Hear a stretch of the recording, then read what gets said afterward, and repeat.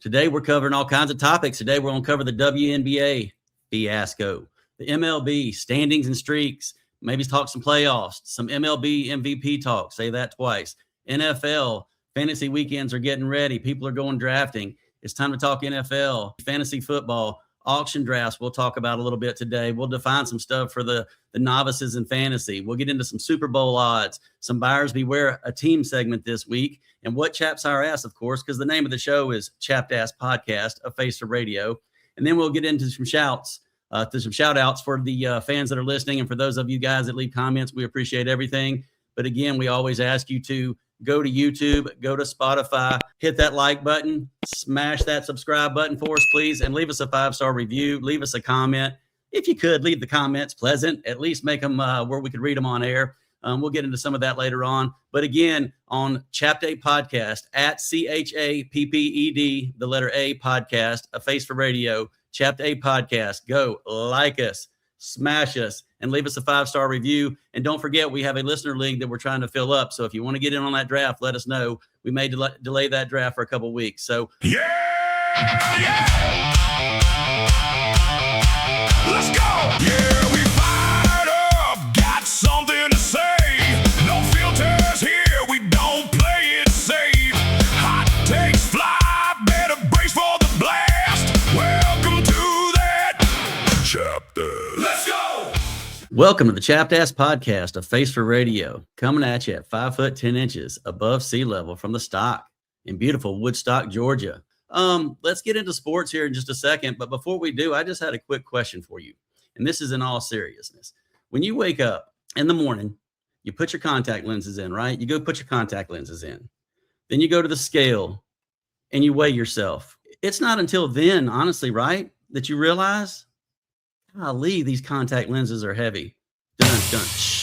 Anyway, that was your opening joke. I hope that was a good icebreaker. I know it's corny, but that's what I am, and I'm a dad joke waiting to happen. So let's cover the WNBA fiasco that we talked about today. I want to set a little metaphor up on that, if we could. And the metaphor for this to me is, hey, look, the WNBA, is a train. The train is the WNBA coming down the track. We're walking through the tunnel, and we see light at the end of the tunnel as the WNBA walking towards itself, and bam, a head-on collision. It's just what they're asking for. I don't understand it. It doesn't seem like the league takes itself seriously, and I certainly don't understand that. It doesn't take its superstars very seriously, and that's something they need to really think. So, again, this reminds me of a nightmare train that is the WNBA. Now they're going into all kinds of, I guess you call it PR crisis mode. I'm not sure what you call it, but PR crisis mode is what they're going into.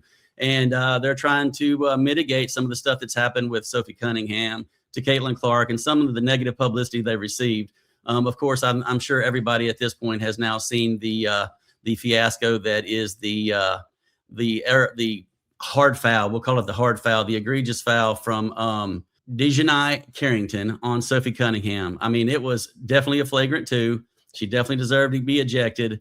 I don't really completely understand what they're doing. Allowing some of this. I don't understand why they're even going after them. I mean, Sophie's a baller. Sophie's a gamer. She has her stance. DiJonai has her stance. DiJonai did not come from a hollow background. She's a Stanford grad. Her high school was $25,000 a year. Her dad, I believe, played pro football. Darren Carrington. He's been around for a minute. So she is not of negative privilege, we'll just say. She probably comes from more elite status than most of us. Going to school for a $25,000 a year in high school is certainly something I didn't do, so I don't consider myself elite or anything to that nature. But the WNBA, I just don't understand what they're doing. They continue these hard fouls. They continue to go after people that are the faces of the league, and it doesn't really make sense why they would do that. This is sort of your bread and butter, and in your bread and butter, you decide you want to go hurt somebody. Like, why? What's the point of this? And then you have the coaches come on, right? And you would expect some coach speak. Well, they did what's right. We got her out of the game. She got the foul. She got ejected, blah, blah, blah. But they don't. She says it wasn't a super flagrant. Like, she doesn't really think she was going after her own player, Sophie Cunningham. That's Coach Stephanie White. And now people are, of course, calling for her to be fired. But, I mean, I guess, why wouldn't you? So, back your players, back your league. I know there's some enforcers coming into the league now. So some of those enforcers coming into the league now for next year are probably going to help protect Sophie. and help protect Caitlin Clark and maybe bring some viability back to the league. And of course, you know that I'm saying that tongue in cheek because we like to always be able to make fun of the WNBA, and we will continue to pile on as everybody in the news cycle has piled on.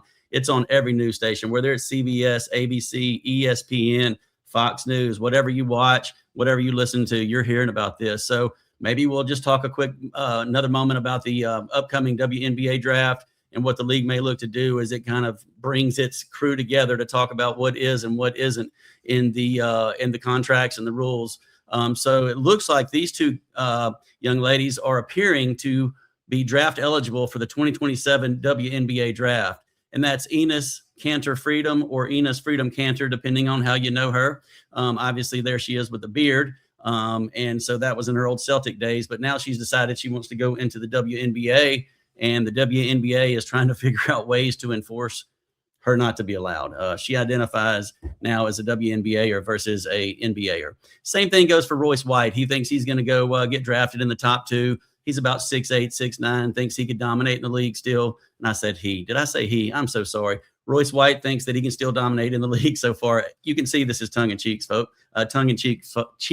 folks.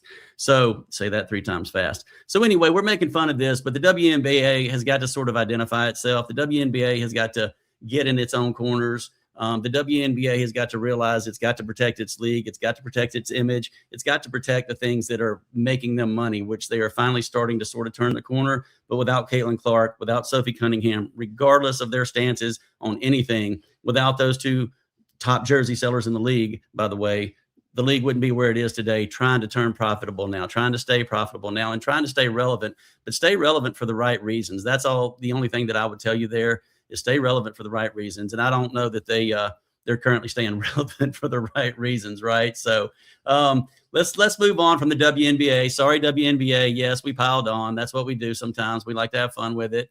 So forgive us for making fun at your expense. But now let's move into the NBA, or excuse me, the MLB. Let's move into the MLB and let's talk about the streaks, the standings, maybe some MVP talk, do some things like that, get into some Brave stuff.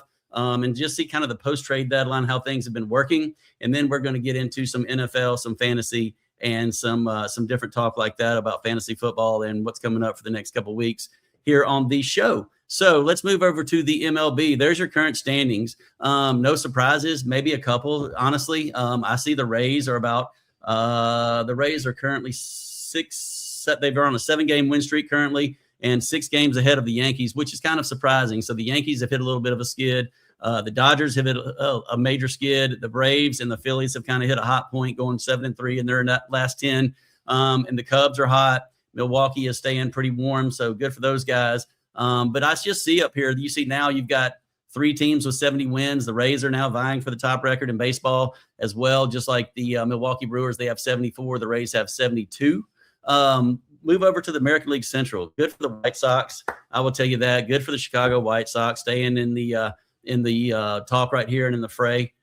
They are currently 61-56 heading into action today. And I just say, I mean, dang, the Twins are in second place, and now Detroit has moved its way up. Cleveland has sort of fallen off the wayside a little bit, going 3 games under 500, but you can see where they're all kind of jumbled up.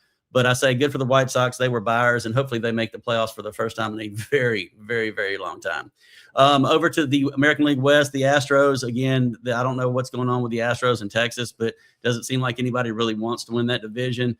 Houston's kind of still the favorite, in my opinion. And then obviously the Rangers are creeping up behind that, but the Rangers are kind of in a hold mode for playoffs and whatnot because of not making certain trades, players not waiving their no trade clauses.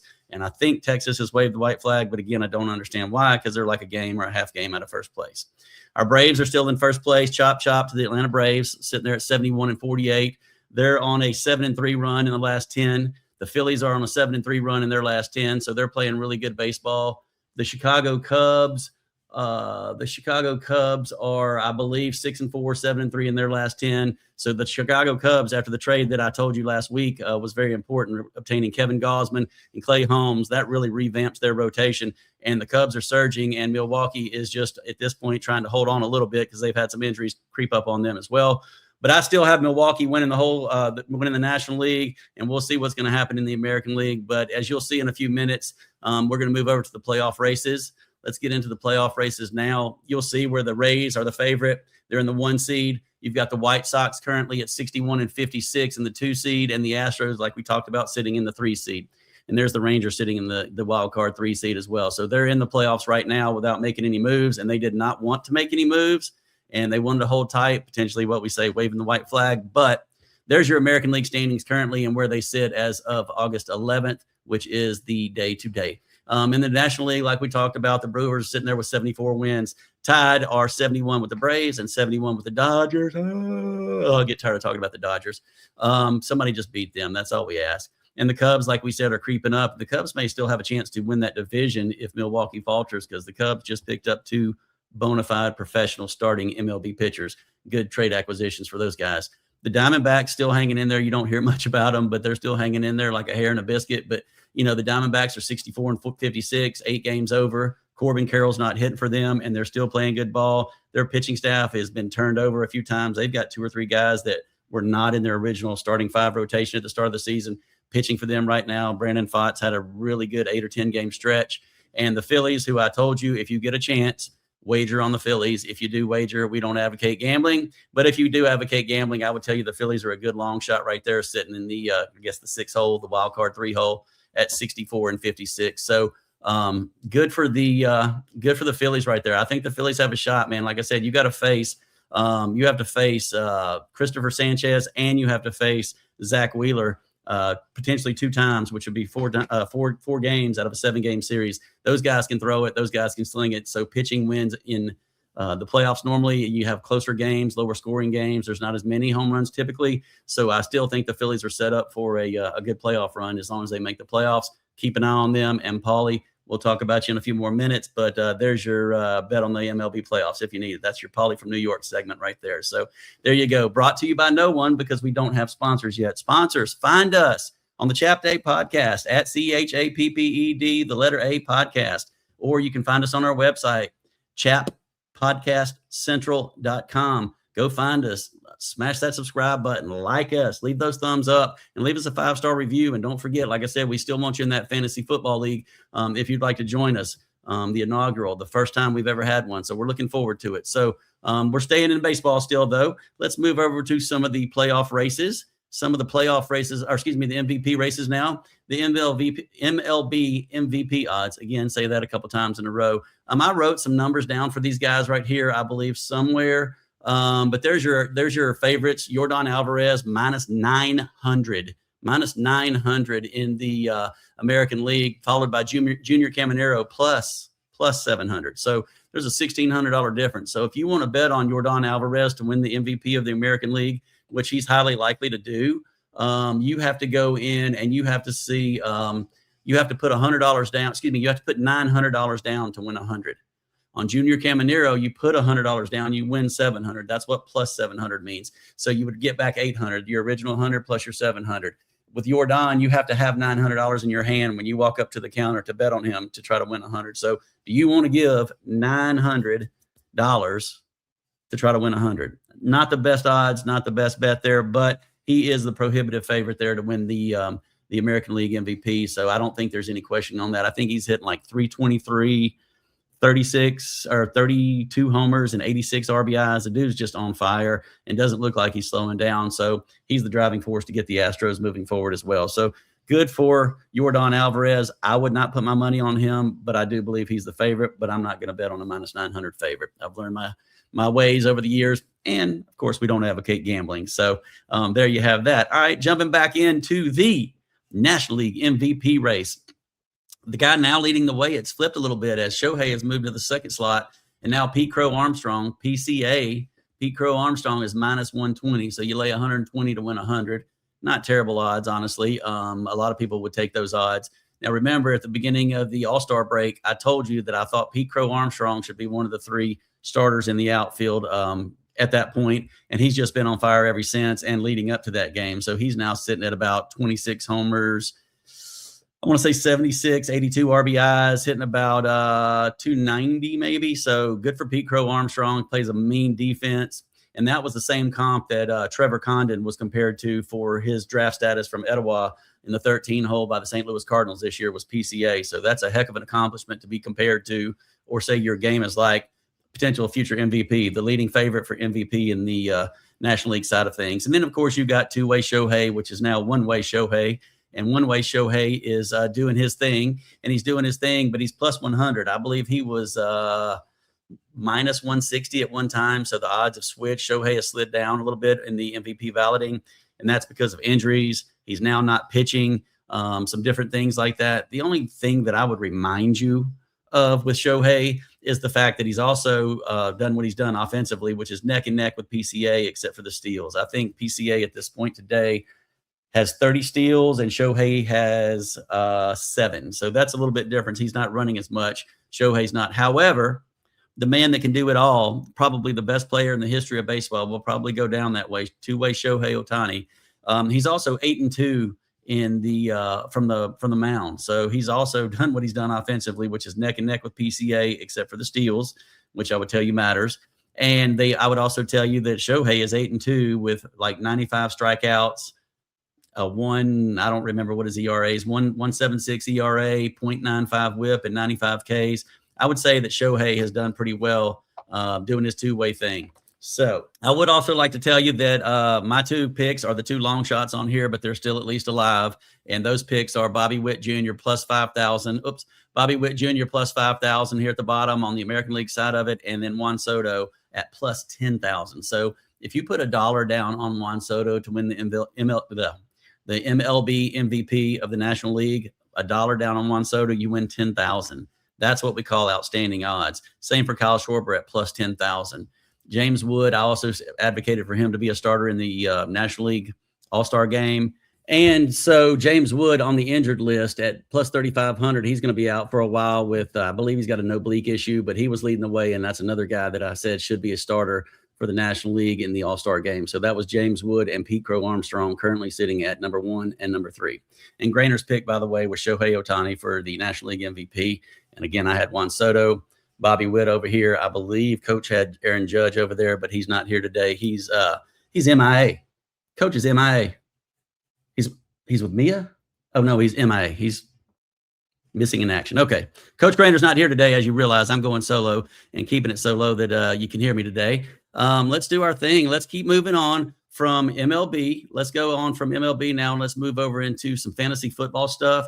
I don't know if like you or like me, I'm getting ready to head down to Alabama for a 4 or 5 day debauchery trip, if you will. I'm sorry, fantasy football draft, if you will, for my wife.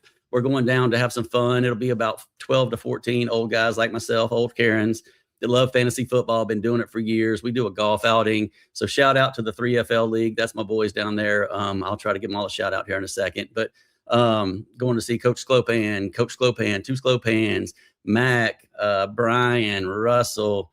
I'm going to leave people out. Dave, Chuck, Kenny, McCall. I don't know who I'm leaving out. Derek and his boys. And I will see you guys shortly. Austin and you guys, I will see y'all in a few hours. Honestly, I'm heading down Wednesday, but heading down for 32 years of fantasy football draft. Very excited about that. But so we love talking fantasy football. Pretty much everybody in the country now does fantasy football, including men, women, boys, girls, you know, all ages, all everything. I'm trying to slow this down a little bit as far as obviously not my talking and my rate of speaking, but I'm trying to slow this down for some of the fantasy stuff. So if there are younger kids listening or ladies like my wife, I know listens to this, and I'm trying to get her to understand more about fantasy football. I've been doing it for 1,000 years, but she doesn't completely understand or care. But my daughter does it. I do it, and I love it. I'm in multiple leagues. So we're going to get into some fantasy talk as well. And then we're going to talk about some Super Bowl odds too. I want you to know what I think about the Super Bowl, and I want to get it on record. But let's move into some fantasy football stuff. Some fantasy football stuff right here is where we're moving. We're not going to talk waivers yet because we haven't drafted in most cases. We're not going to talk start and sit because the leagues haven't started yet. We will discuss some rankings and how we quantify and qualify those. And we'll talk a little bit about trades in a few minutes about the Chapped ass segment for the show. But I want to talk right now just a little bit as far as the different types of leagues. There's multiple leagues. The two main leagues are going to generally be your snake leagues, and we will define that. And then you're also going to do auction leagues. Auction league is kind of like it sounds. You have a salary cap of say $360, $280, and you have to fill a complete roster by outbidding or bidding on with your opponents, and everybody has the same amount of money, the same amount of players, the same amount of roster, and that is considered an auction draft. We're not going to cover auction drafts, and I know I'm boring some of you folks that do this for full time all the time like I do, but just want to make sure that everybody's up to snuff. But we will cover the more traditional route, which is the snake route. And the snake route is, let's just say for now you have 10 teams. You draft a snake route, you do a random draft order. So who knows who gets the first, who knows who gets the 10th in the first season. You do that randomized, and whoever gets the first pick, they pick. Then it goes 2, 3, 4, all the way to 10. And then it comes back 10, 9, 8, 7, 6, back to the one hole. So once you pick in the one pick, the number one pick overall, you don't pick again for like 23 picks. And then you get back-to-back picks on the what we call the second turn, which is the second pick. And then turning down to the third row, you get your next pick. So you'll get 23 and 24. So if you have that first pick, you're waiting a few minutes. So you got to, that's not an easy way to pick out of. If it's my choice on a snake draft where I'm picking, I do traditionally 12-team leagues, but in a 12-team league, I like to pick somewhere 9 through 12. There's multiple reasons for that. And one of those reasons is because if you're picking in the 9 through 12 hole, especially if it's a seasoned league, you've been in there a few years, generally the way you do drafts is the person that picks last is the person that won it before. So in several of my leagues, I'll be seeing y'all very soon to draft. I'll be picking 12th. So I'll be picking 11th in a couple. So I didn't win them all, but I did win a few. I had a great year last year in fantasy football. So again, I'm not claiming to be an expert, but I'm claiming to pay attention to a lot of the things that we talk about through this fantasy football segment, through the real football segment, and some different things like that. But these are my opinions, and my opinions are here for nothing else but to share with you guys. And you can let me know, kind of like the Miami guys we want to talk about in a little while, the South Florida guys, you can let me know how old I sound, how antiquated I sound, how incorrect I sound. But until the season plays, nobody really knows, right? Unless somebody gets injured early, which still can happen, but then I'd be right if you call them a bust. But we'll get into what defines a bust in a few minutes as well. But again, we're talking about snake picks, snake drafts. I want to move over to what we call ADP for the ladies and for the men and for the younger folks that maybe have or haven't played before. The ADP, again, a snake draft, this is what we call ADP, which stands for average draft position. And on average draft position, that tells you over a series of drafts, which a site can host like Yahoo or ESPN or FanDuel or Sportsbook or Underdog. They comprise all of these drafts. You can't see my hands that I'm doing, but they comprise all of these drafts and put them into one thing, and the data points predict and show you what the average draft position is for each player. So we call it kind of a consensus thing, if you will, I think. And consensus on this is that Jahmyr Gibbs is the number 1 overall pick. Bijan Robinson is the number 2 pick. We can argue that back and forth. As you see, Jamar Chase, Puka Nacua, Jackson Smith, and Christian McCaffrey, and on and on and on. So I want to go over a couple of these guys. We got yelled at, if you will, got called antiquated, got called not very smart, aggravated some of the guys down in South Florida, but we do appreciate the comments. But I called a person on this list a bust. This is basically your first 2 rounds of a 10-team snake league type average draft position picks, if that makes sense. I hope you're following with me. But on this list, again, there's some guys up here that I would ask you, if they're a first-round pick. Now, I'm going to pick one because my guys down in South Florida asked me to do this. They did not. They told me I was dumb for bringing this up. But last week we talked about De'Von Achane, or a couple weeks ago, De'Von Achane of Miami Dolphins being a potential bust. And how could he be a bust? And they're like, oh, this guy doesn't know what he's talking about. These guys are crazy. They don't, microphones are too cheap. That was actually a great comment. Microphones are too cheap. So I appreciate the comments. But when you say somebody's a bust, sometimes I guess it can be a feeling. Sometimes it can be statistical things that you bring in. So to those South Florida guys, I hope you get this video. I hope you see it again, whether it's a reel or whether you're following us at Chapped Podcast. That's where I hope you're following us on all our socials. Like us, keep leaving comments. Join our league if you're so sold on knowing more than everybody else. But join our league is what I would tell you. But so we talked about De'Von Achane for Miami Dolphins being a bust, a potential bust. And these guys were like, there's no way. And you know what, that this dude's going to be a bust. And so I'm going to come up with some informational stuff on why I think that he could be a bust. And you tell me if I'm crazy. So these matter. Last year, guys, this running back had 305 touches. That's a lot for a running back. If you know football, 300 plus touches become a enemy of the running back. That's why they get them while they're young. They have a brand new head coach. I think it's now Coach Hatley. They have a new offensive coordinator. They have a new scheme completely on offense and on defense. They have a new quarterback. Malik Willis is now their quarterback. He's never been a true starter in the NFL. There's a reason he was a backup initially. We'll see what he does, but he's a quarterback that likes to run. He's going to vulture touchdowns. So he is going to take away some of that running stuff from Achane, most likely, in my opinion, again, which is what we're sharing. Like I said, we're not experts, but I'm giving you some informational stuff on why we brought up De'Von Achane. He's also got a bad offensive line. I think they're rated like 26 through 29 for offensive line work, which is not good for the running game, which is what he plays, a running back. Their defense is going to be in the bottom third of the league. Their tight end is Greg Dulcich, a new tight end in that new scheme with the new offensive coordinator, with the new head coach. And they have a below average wide receiver room. They traded away their best wide receiver to Denver, which we'll talk about in a minute, but they traded away their best wide receiver to Denver in Jalen Waddle.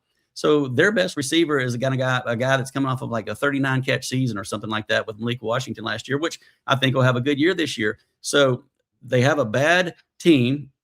Some people are predicting them to lose every single game on the year. So they're going to have a bad team, a new quarterback, a new scheme, be behind in a lot of games.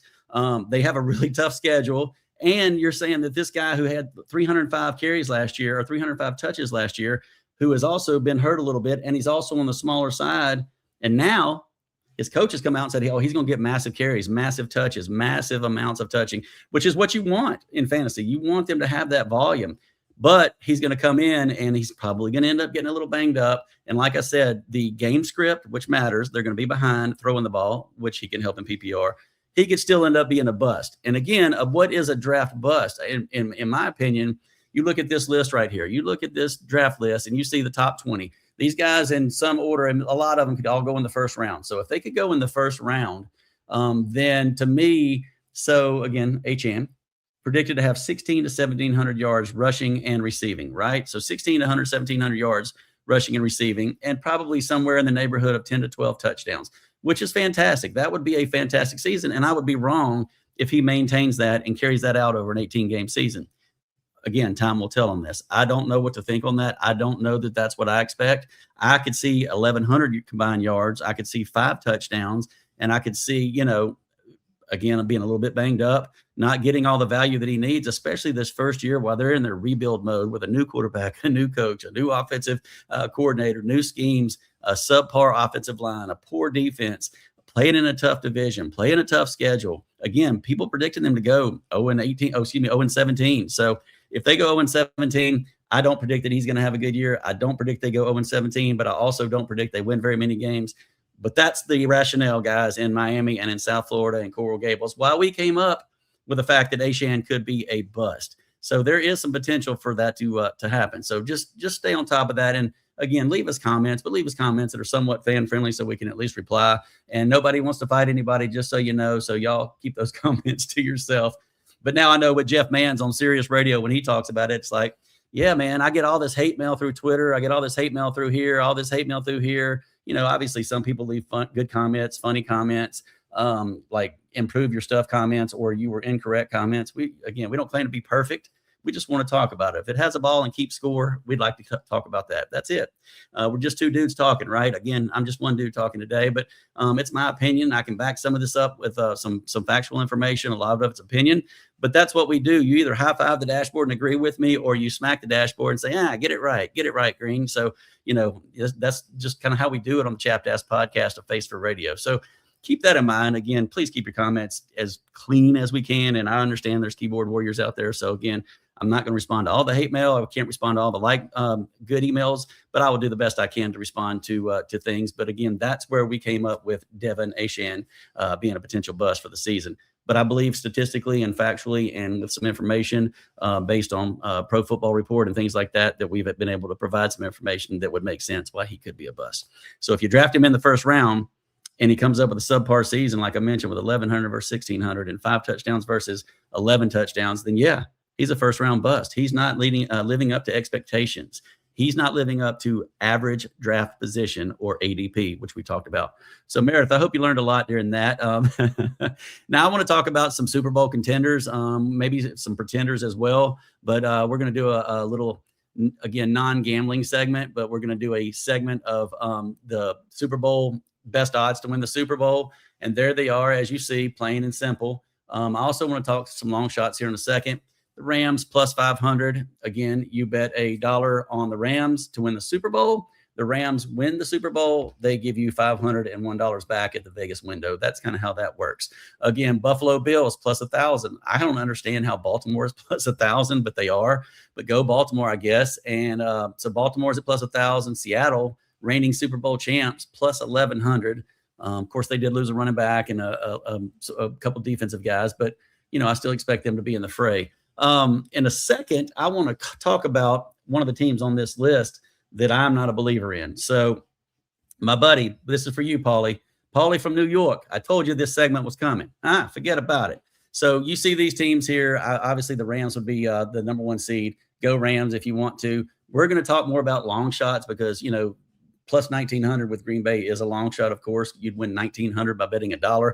So we're not going to completely talk about them, but I'm going to go deeper than this bottom 12 here. And then I'm going to get on a team buyers beware list if we could and kind of justify my reason on those things. But I want to talk about 3 teams real quick, 3 teams that have an opportunity in my mind to be dark horses to win the Super Bowl. Again, Paulie, this is for you. But it's Liam Cohen and the Jacksonville Jaguars. I'm going in reverse order, by the way. So I'm going highest odds or worst odds to win the Super Bowl down to the best odds, but you have to be above 20-1 odds. So I'm giving you 3 long shots. Again, don't advocate gambling, but if you want to put a little sprinkle down on these, go for it and thank me later. But I'm going to go with the Jaguars as one of my upset specials, if you will, to potentially win the Super Bowl that aren't on this list as we see up here. I'm going to go with Jacksonville. They're a 30-1 odd. I love their coach, Liam Cohen.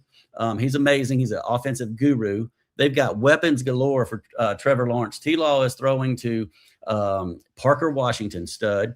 Brian Thomas Jr., if he becomes anything like his old self, he's a baddie. Travis Hunter, first overall or top 3 pick 2 years ago. If he gets healthy, I don't know if he'll play wide receiver, but we shall find out. But again, I would add him to the wide receiver room on this conversation. Also, Jacoby Myers. Jacoby Myers is a heck of a guy. I mean, he's a 70, 80 catch guy, a true professional in the NFL as a receiver. So, and then you got Brenton Strange, who's an up-and-coming tight end. He's a bust-out potential. In my opinion, he could really put up some big numbers this year too. But you can see all the weapons. The only game that matters, though, is their running game. Bashaw Tootin, their new, I guess, number 1 or co-number 1 running back. He's got to get the job done. So one of my Super Bowl long shots that I'm giving you is the Jacksonville Jaguars at 30-1. It is on tape now, and I can run, but I can't hide from it. So I'm going to give you the next pick here too. And again, this is not for you, Mac, for you guys that live in Chicago. But I think the Bears are building something special. I think the Bears made a great hire with Ben Johnson. So congratulations on the coaching staff, first of all, with Ben Johnson. But Ben Johnson knows how to run an offense. He knows how to scheme. He knows how to spread that ball around. And he's got some weapons too. They paired down with 2 wide receivers now with Luther Burden, who is a first-round draft choice from a year ago. He's hurt, or from 2 years ago, excuse me. He's hurt. And but he's going to be back for the regular season. And then Rome Odunze should become the alpha, the number 1 receiver, provided he can stay healthy. He was banged up a little bit last year, but he still had a pretty good season. And he looks to be Caleb Williams' number 1 target, along with Colston Loveland, tight end, put up big numbers last year. If you're drafting tight ends and you're looking for somebody in the 3rd through 6th round, 3rd through 8th round, if Colston Loveland is still there, go grab him. He's a baller. Caught a ton of balls last year, caught a bunch of touchdowns. Looking forward to another big year from him. But the number 1 guy is Caleb Williams, and we've talked about him before. Caleb Williams, the quarterback, number 1 overall pick out of USC. He's kind of ramped it up each year, and I was impressed with his growth last year under Ben Johnson, the head coach. That sounds kind of funny, under Ben Johnson. But anyway, there was a good season of Caleb Williams, and no Bears quarterback, none ever, not McMahon, none of them, not Jim Miller, nobody, has ever thrown for 4,000 yards in a Chicago Bears uniform. I predict that under Ben Johnson, again, under Ben Johnson, I say, that Caleb Williams will throw for over 4,000 yards this year. They're going to have a good season, so don't sleep on the Bears. I think the Bears have some good stuff brewing too. They're in a tough division. I mean, Green Bay's in the top 12, you see here. Detroit's in the top 10, as you see here. So they're in a pretty tough division, and the NFC is the NFC is no joke either, but the AFC is no joke.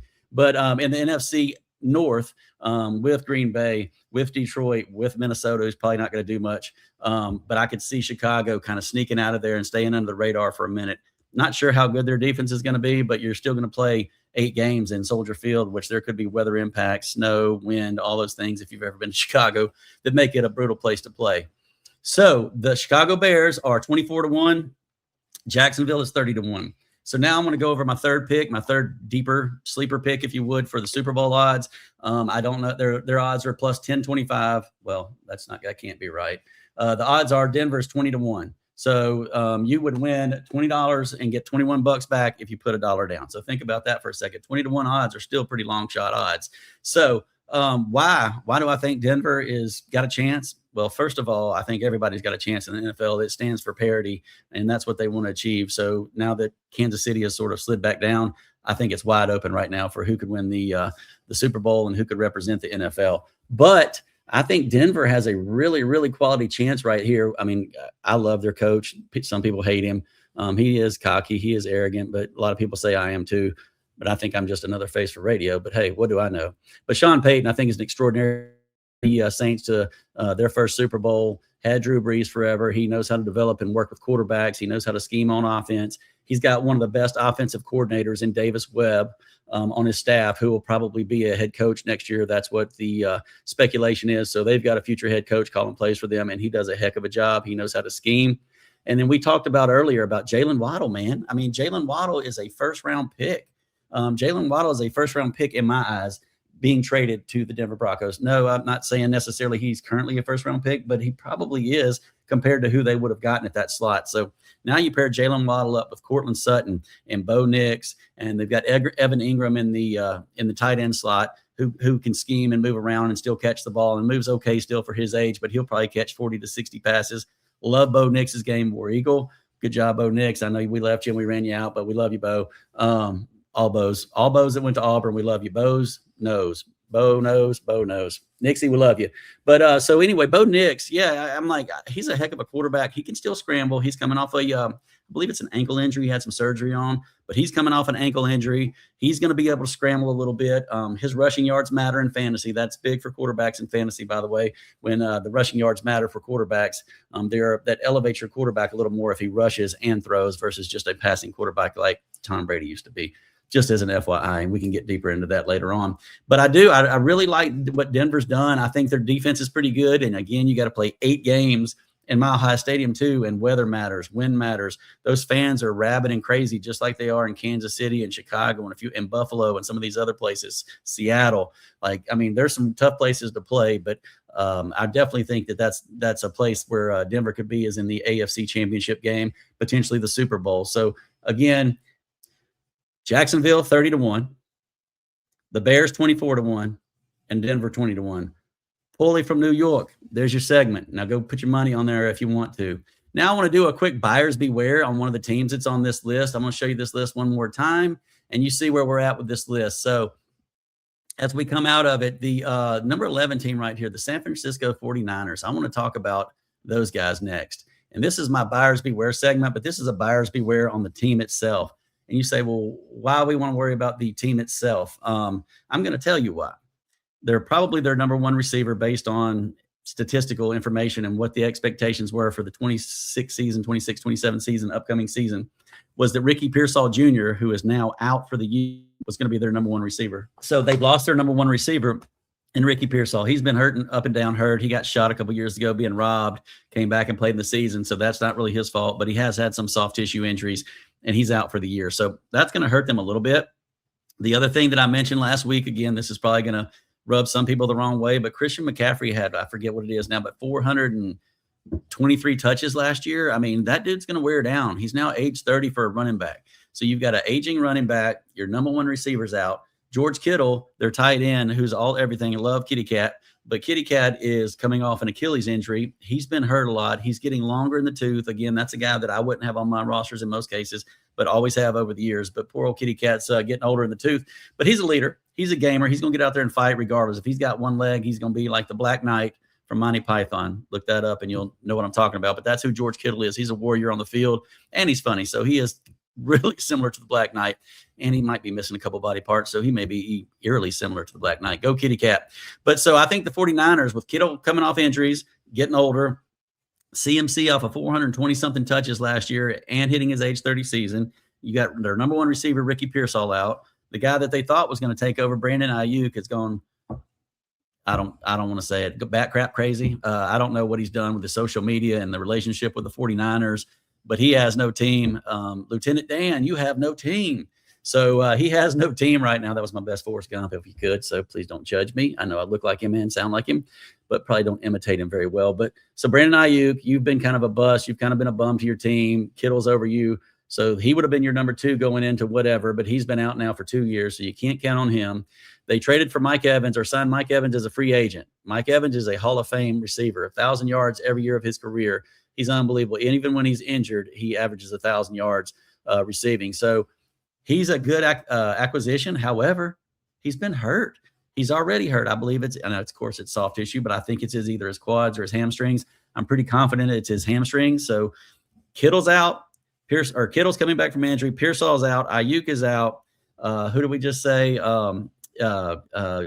Mike Evans is down with a hamstring injury. And then you've got Brandon Ayuk being the holdout. Like, I don't know what they're going to do, who they're going to throw the ball to, and who they're going to hand off. So I look for a little buyer beware segment on the San Francisco 49ers. Again, don't advocate gambling, but my money will not be wagered on them. And coincidentally, they are the number 3 best, worst odds, whatever you want to say, in their division to win. So it's the Rams, Seattle, the 49ers, and then Arizona in that division. So I don't expect a lot from the 49ers, and I would be very careful drafting Brock Purdy with expectations. Oh, left another one off. What's his name? Kirk. Dagnabbit, I can't think of his first name right now. But Kirk, for the receiver for them, is also banged up with a calf injury. He's getting long in the tooth as well. So Christian Kirk, I believe, is his name. But he's been injured as well. So they got Kirk, Kittle, Pearsall, Ayuk, and CMC coming off of 420-something carries. I just don't see them being as dominant as they were. They've got a great coach. They're in a super tough division. Like I just mentioned, the team that won the Super Bowl last year, Seattle, is in that division, and they're not even favored to win the Super Bowl. The Rams are. So the Rams are the number 1 seed in all of football in the NFL to win the Super Bowl at, I think it was plus 500. So, I think it's going to be a tough road to hoe for the 49ers this season, especially with injuries. And heck, their coach is even coming off a concussion. Shanahan got in a wreck trying to reach down and grab his phone or do something with his phone and back-ended somebody, rear-ended somebody, and weird in San Francisco, I'm sure, but rear-ended somebody in San Francisco and got a concussion. So, hope you're well, Shanahan. Get well, coach. We're thinking about you. So, we talk about this show, the Chapped Ass Podcast, a face for radio, which is what we're called. So in every segment we always want to talk about what chaps our ass. And this week, what chaps our ass? What chaps my ass is a trade. We talked about fantasy all day today. Trades matter. When somebody submits a trade to you and they're trying to, I'm going to baseball right now because I'm in the heat of a couple of playoff runs in baseball. And I get these trade offers from some of these redraft leagues, which we discussed earlier. But in these redraft leagues, and I'm getting a trade offer for 2 guys for 1. They want one of my better players, and they want to give me a guy they picked up 6 weeks ago, Brandon Pfaadt, which I mentioned a while ago, Fat boy. They picked up Pfaadt, and then they all want to offer you like a backup catcher or a catcher for one of your starting pitchers. It's like, man, I could have gotten that guy 7 weeks ago too, but I chose not to. So don't send crappy trades. That chaps my ass. Crappy trades matter. And when you're sending somebody that you just picked up and you want to offer to trade me when I could have picked him up as well, that's not a good trade offer. So keep that in mind when you offer trades. I turn down a lot of trades because people just throw stuff up against the wall.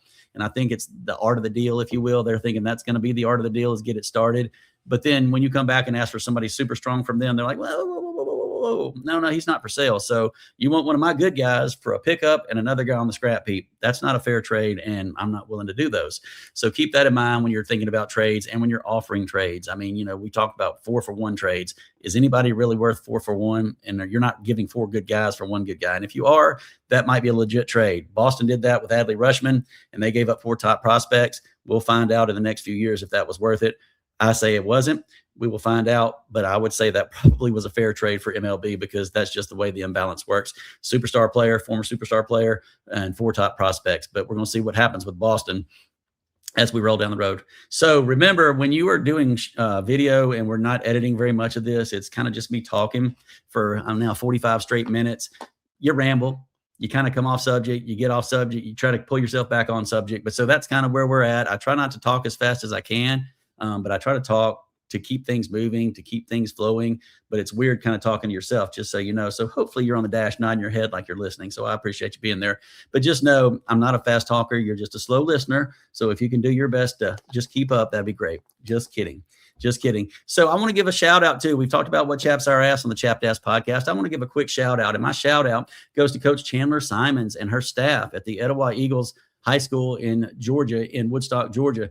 She is now the new head coach. Congratulations, Coach Simons. But she got her first win in her first game against River Ridge last week, 3-1 in the big game there in a crosstown rival against Woodstock in Woodstock, city of. So congratulations, Coach Simons and the Etowah High School softball team on her first victory as a varsity head coach at Etowah. And congratulations to the staff and congratulations to the team. That's my shout out for the day. And the last thing I want to remind everybody of, we've talked about it a few times, but follow us. Please follow us. Like us, love us. Follow us on the Chapped Ass podcast or Face for Radio. But we need you to do this. We need you to smash the subscribe button on YouTube. Smash the subscribe button on Spotify, please. And leave us a review. Leave us some interest if you want to get into the Fantasy Football League draft with us. Let us know what we can work on, what we can do better. But again, I just ask you to do it in a polite fashion. I'm from the South, and we try to be polite to everybody, right? Y'all, isn't that what we do? So if you wouldn't mind, again, like us, smash it, and then leave us a review. That's what we're looking for, and that's what's going to pay the bills over time. Got a couple cool interviews coming up. I've got another female interview that I'm working on. Former Olympian, some exciting stuff working on. I got a bunch of coaches lined up for football season to get going. Current, former, and active head coaches, if you will, at all levels. Some former pro players coming up very soon. So I can't wait to get some of these interviews moving along as we go. Everybody's busy this time of year, so it kind of takes back seat to get some of these interviews done. But we're looking forward to what we got going on the Chapped Ass podcast, A Face for Radio. I'm your host, Chap Green. I want to say a big shout out to Andy Hollis and OBA Living. Thank you for all you do, my brother. Appreciate it. Connor Green, again, I know I said I was done with shout outs, but I appreciate all the work you put in to help me get a face for radio and to kind of doll this thing up. And I appreciate it. My hair, my makeup folks, everybody that does my stuff for me. I want to say thank you guys. Until then, keep it loud, stay chapped, and stay tuned. We out. Yeah! Yeah!